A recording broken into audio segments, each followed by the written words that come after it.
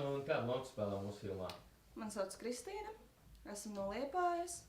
Filmā esmu kā Karīna, Nika labākā draudzene. Un kā tu uzzināji par šo lomu, šo projektu? Man draudzene piezvanīja un piedāvāja, vai es nevēlos filmēties filmā. Un vai tev kāda iepriekšēja pieredze ar aktieru mākslu? Jā, ir.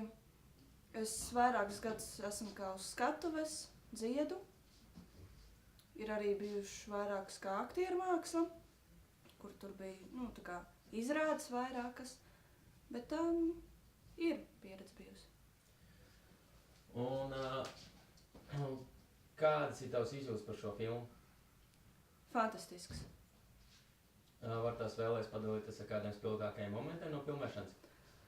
Oi, ir tiešām bijuši spilgti. Pieņemsim, kā es dabūju galvā punu, atsitot galvu pret logu. Un tad, kad man bija jārauda, tad man sīpos bija jāberž acīs. Tas nebija diezgan patīkami. Tie tādi visspilgtākie, kas man tādi bijuši. Vai bija grūti spēlēt Karīnas lomu? Par to vēl var strīdēties, bet nē. Un var tās bija kādi momenti, kas tev nepatika, vai arī pieredze, kas tev nepatika šajā projektā?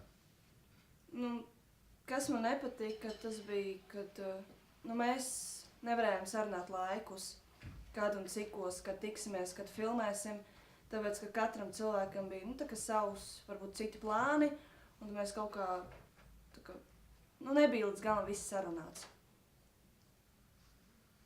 Un vai tev patika šīs filmas stāsts pats par sevi? Jā, patika.